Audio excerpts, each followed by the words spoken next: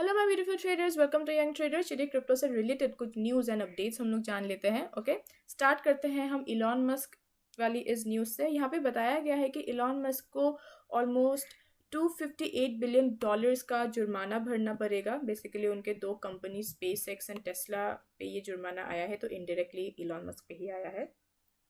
यहाँ पे बताया गया है कि इलॉन मस्क ने क्रिप्टो पिरामिड स्कीम्स पे कुछ ऐसे डैमेजेस उन्होंने किए हैं जिसके कारण बहुत सारे लोगों को बहुत हाई अमाउंट पे उनको लॉस हुआ है। यहाँ पे ये भी बताया गया है कि जो लॉस और जो डैमेजेस हुए हैं वो डॉज कॉइन के मार्केट कैप से 34 टाइम्स ज़्यादा है। यहाँ पे आपको दिखेगा, यहाँ पे लिखा है कि डॉज कॉइन का जो करंट मार्केट कैप है वो $7.5 बिलियन है एंड जो डैमेजेस है वो डॉज कॉइन के मार्केट कैप से 34 टाइम्स ज़्यादा है। तो आप अंदाज़ा लगा सकते हो कि कितना ज़्यादा डैमेजेस हुए हैं। और जॉनसन ने ये बताया है कि पिछले साल के मई महीने से इस साल के जून महीने तक उनको ऑलमोस्ट $86 बिलियन का लॉस हो चुका है और उनको $172 बिलियन का भी एक बहुत बड़ा लॉस हुआ है।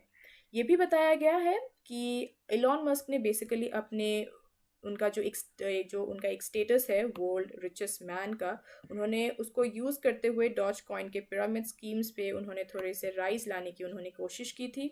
वो डॉज कॉइन के गैम्बलिंग में भी वो फंसे हैं। बताया गया है कि जो डॉज कॉइन है उसको एक गैम्बलिंग डिक्लेयर कर दिया है न्यूयॉर्क और फेडरल लॉ के अंडर। और जो इलॉन मस्क हैं वो उन्होंने स्टेट और फेडरल के जो गैम्बलिंग रूल्स एंड रेगुलेशंस हैं उनको उन्होंने तोड़ा है। इसी कारण से उन पे ये सारे एलिगेशंस लगे हैं एंड बदले में उनको अभी इतना बड़ा जुर्माना भरना होगा। ओके, अब आते हैं हम एनएफटी वाले इस अपडेट पे। यहाँ पे बताया गया है कि चाइना पे एनएफटी के जो प्लेटफॉर्म्स हैं वो अभी 5 गुना ज़्यादा बढ़ चुके हैं। इस साल के फरवरी महीने तक सिर्फ 100 प्लेटफॉर्म्स ही थे एंड अभी तक it crossed 500 platforms. Okay, of course बहुत अच्छी बात है ये। इवन दो चाइना पे बहुत सारे वार्निंग्स आते रहते रहे लोकल अथॉरिटीज़ से, लेकिन उसके बावजूद भी एनएफटी यहाँ पे ग्रो कर रहा है।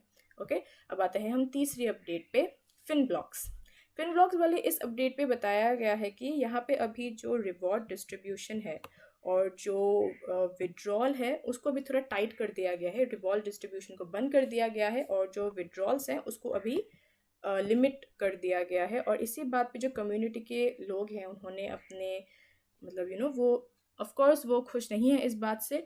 अभी अगर किसी को भी अगर विड्रॉ करना है तो वो सिर्फ 1500 USD ही वो विड्रॉ कर सकते हैं। तो इस बात पे ऑफ कोर्स बहुत लोग गुस्सा हैं। ऑफ कोर्स अगर हम खुद का ही अगर फंड हम विड्रॉ नहीं कर सकते तो उस बात पे ऑफ कोर्स लोगों को गुस्सा आएगा ही। ओके, और कुछ दिनों पहले फिनब्लॉक्स ने एक ट्वीट किया था। उस ट्वीट पे उन्होंने बताया है कि 3 एरो कैपिटल के कारण उन पे जो लिक्विडिटी है उस पर अफेक्ट हुए हैं। इसी कारण से उन्होंने रिवॉर्ड डिस्ट्रीब्यूशन और विड्रॉल जो है उसको थोड़ा सा टाइट कर दिया है। ओके, इवन तो लोग खुश नहीं है इस बात से, लेकिन of course to control its liquidity they have to take this step. Okay, अब आते हैं हम अपनी सेकेंड लास्ट वाली अपडेट पे।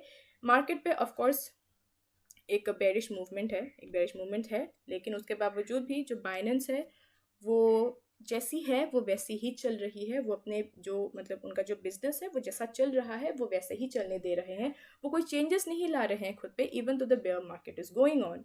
ओके, एंड ये भी बताया गया है कि जो वीसी फर्म है उनका वीसी फर्म अभी अपना 5th round of the most valuable builder वो अभी लॉन्च करने के बारे में यहाँ पे बात हो रही है। और जो इनक्यूबेशन प्रोग्राम है वो बेसिकली बनाया गया है उन प्रोजेक्ट्स को सपोर्ट करने के लिए जो बेसिकली डिसेंट्रलाइज्ड फाइनेंस और वेब 3 पे फोकस करेगा।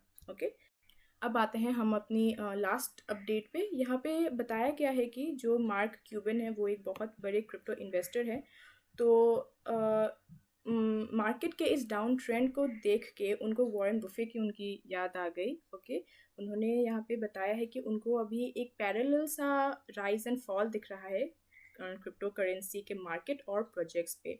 जो 91 year old oracle of Omaha's aphorism state, उन्होंने बताया है कि only when the tide goes out do you discover who's been swimming naked, मतलब पर्दा जब तक रहता है तब तक हमें पता नहीं चलता कि पर्दे के पीछे क्या काम हो रहे हैं, लेकिन पर्दा जब गिर जाता है तब हमें पता चलता है कि पर्दे के पीछे क्या एग्जैक्टली हो रहा था। तो यहाँ पे डायरेक्टली टेरा, सेल्सियस और 3 एरो कैपिटल को टारगेट करते हुए बताया गया है कि ये 3 कंपनीज जो हैं ये बेसिकली पर्दे के पीछे काम कर रहे थे। एंड जब अभी पर्दा गिर चुका है, अभी हमें सब कुछ दिख रहा है, टेरा कोलैप्स हो चुका है, सेल्सियस पे भी एक डाउन ट्रेंड जा रहा है, 3 एरो कैपिटल भी एक डाउन ट्रेंड पे जा रहा है। तो बताया गया है बताया गया है कि क्रिप्टो और स्टॉक्स पे बहुत सारी ऐसी कंपनीज हैं जो बहुत ही